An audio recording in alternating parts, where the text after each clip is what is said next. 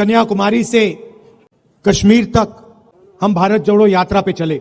जैसे मैंने कहा, नफरत के बाजार में ಮೊಹಬ್ಬತ್ ಕಿ ದುಕಾನ್ ಖುಲ್ನಿ ಚಾಹಿಯೆ. ನಮಸ್ಕಾರ, ನಾನು BR ನಾಯ್ಡು. ದ್ವೇಷದ ಸಂತೆಯಲ್ಲಿ ಪ್ರೀತಿಯ ಅಂಗಡಿಯನ್ನ ತೆರೆಯುವ ಬಗ್ಗೆ ಮಾತನಾಡುವ ಕಾಂಗ್ರೆಸ್ ವರಿಷ್ಠ ರಾಹುಲ್ ಗಾಂಧಿ ಅವರನ್ನ ಕಂಡರೆ ಬಿಜೆಪಿಗೆ ಯಾಕಿಷ್ಟು ದ್ವೇಷ? ತಮ್ಮ ಸಾಧನೆ ಹೇಳಿಕೊಳ್ಳುವುದಕ್ಕಿಂತ ಬಿಜೆಪಿ ಸದಾ ರಾಹುಲ್ ಗಾಂಧಿಯವರ ತೇಜೋವಧೆಯ ಬಗ್ಗೆ ಯಾಕೆ ಹೆಚ್ಚು ಗಮನ ಹರಿಸುತ್ತದೆ? ದೇಶದ ಪ್ರತಿಯೊಬ್ಬ ಬಿಜೆಪಿ ಮುಖಂಡನು ತಮ್ಮ ಸರ್ಕಾರದ ಸಾಧನೆಯನ್ನು ಪ್ರಶ್ನಿಸದೆ ಪ್ರತಿಯೊಂದು ಹೊಣೆಗಾರಿಕೆಯನ್ನು ರಾಹುಲ್ರ ತಲೆಗೆ ಕಟ್ಟಲು ಏಕೆ ಪ್ರಯತ್ನಿಸುತ್ತಾರೆ? ಇದರ ಹಿಂದಿರುವ ಕಾರಣಗಳನ್ನು ನೋಡೋಣ ಬನ್ನಿ. ರಾಹುಲ್ ಗಾಂಧಿ ಸದಾ ಹಿಂದುಳಿದ ವರ್ಗಗಳು, ದಲಿತರು, ಆದಿವಾಸಿಗಳು ಮತ್ತು ಅಲ್ಪಸಂಖ್ಯಾತರ ಹಕ್ಕುಗಳಿಗಾಗಿ ಧ್ವನಿ ಎತ್ತುವ ನಾಯಕನಾಗಿ ಗುರುತಿಸಿಕೊಂಡಿದ್ದಾರೆ. ಧರ್ಮ, ಜಾತಿ, ಭಾಷೆ ಭೇದವಿಲ್ಲದೆ ಎಲ್ಲರೂ ಒಂದಾಗಿ ಬದುಕುವ ಭಾರತವೇ ನಿಜವಾದ ಶಕ್ತಿಯಾಗಿದೆ ಎಂಬ ಸಂದೇಶವನ್ನು ಅವರು ಹರಡುತ್ತಾರೆ. ಜನರ ನಡುವೆ ಹೋಗಿ ಅವರ ಸಮಸ್ಯೆಗಳನ್ನು ಕೇಳುವ ನಾಯಕನಾಗಿ ತಮ್ಮನ್ನು ತಾವು ರೂಪಿಸಿಕೊಂಡಿದ್ದಾರೆ. ಹಳೆಯ ರಾಜಕೀಯ ಶೈಲಿಗೆ ಬದಲಾಗಿ ಹೊಸ ವಿಚಾರಗಳು, ಜನಪರ ನೀತಿಗಳು ಮತ್ತು ಪ್ರಜಾಪ್ರಭುತ್ವದ ಮೌಲ್ಯಗಳ ಮೇಲೆ ಆಧಾರಿತ ರಾಜಕೀಯವನ್ನು ಉತ್ತೇಜಿಸುತ್ತಿದ್ದಾರೆ. ಒಟ್ಟಾರೆ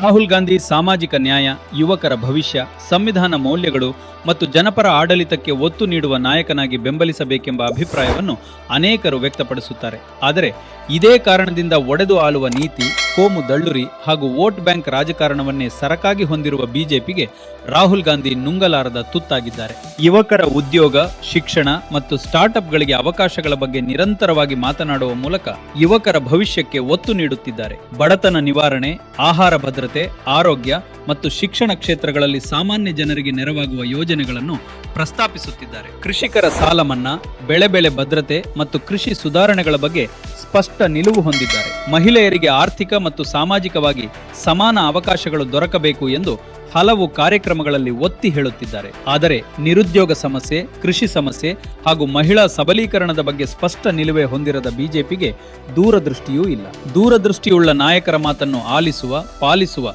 ಕನಿಷ್ಠ ಹೊಣೆಗಾರಿಕೆಯೂ ಇಲ್ಲ. ಭಾರತೀಯ ಸಂವಿಧಾನ, ಪ್ರಜಾಪ್ರಭುತ್ವ ಮತ್ತು ಧರ್ಮನಿರಪೇಕ್ಷತೆಯ ಮೌಲ್ಯಗಳನ್ನು ಕಾಪಾಡಬೇಕು ಎಂಬ ಸಂದೇಶವನ್ನು ಅವರು ಸದಾ ನೀಡುತ್ತಾರೆ. ಭ್ರಷ್ಟಾಚಾರ ವಿರೋಧಿ ನಿಲುವು ಮತ್ತು ಪಾರದರ್ಶಕ ಆಡಳಿತ ವ್ಯವಸ್ಥೆ ಬಗ್ಗೆ ಅವರು ನಿರಂತರವಾಗಿ ಮಾತಾಡುತ್ತಾರೆ. ಆದರೆ ಸಂವಿಧಾನವನ್ನು ನಾಶಪಡಿಸುವ, ಅದಕ್ಕಾಗಿ ಯಾವುದೇ ಭ್ರಷ್ಟ ಮಾರ್ಗ ಹಿಡಿಯಲು ತಯಾರಾಗಿರುವ ಬಿಜೆಪಿಗೆ ರಾಹುಲ್ ದುಸ್ವಪ್ನವಾಗಿ ಕಾಡುತ್ತಿದ್ದಾರೆ. ಸಂವಿಧಾನದ ರಕ್ಷಣೆಗೆ ನಿಂತಿರುವ ರಾಹುಲ್ ಗಾಂಧಿಯೊಡನೆ ದೇಶಾದ್ಯಂತ ಅಸಂಖ್ಯಾತ ಹೊಸ ಪೀಳಿಗೆಯ ಜನರು ಕೈಜೋಡಿಸಲು ಯತ್ನಿಸುತ್ತಿದ್ದಾರೆ. ಇದನ್ನು ಅರಗಿಸಿಕೊಳ್ಳಲು ಪ್ರಧಾನಿ ಮೋದಿಗೆ ಸಾಧ್ಯವಾಗುತ್ತಿಲ್ಲ ಎಂಬುದು ದುರಂತ. ಸಂವಿಧಾನವನ್ನು ರಕ್ಷಿಸಲು ಹಾಗೂ ದೇಶವನ್ನು ಉಳಿಸಲು ರಾಹುಲ್ ಗಾಂಧಿಯವರ ಕೈಗಳನ್ನು ಬಲಪಡಿಸುವುದು ನಿಮ್ಮೆಲ್ಲರ ಕರ್ತವ್ಯವಾಗಿದೆ. ಬಿಜೆಪಿ ತೊಲಗುವವರೆಗೂ ಕಾಂಗ್ರೆಸ್ ವಿಶ್ರಮಿಸುವುದಿಲ್ಲ. ರಾಹುಲ್ ಗಾಂಧಿಯವರು ವಿಶ್ರಮಿಸಲಾರರು. ಜೈ ಹಿಂದ್, ಜೈ ಕರ್ನಾಟಕ.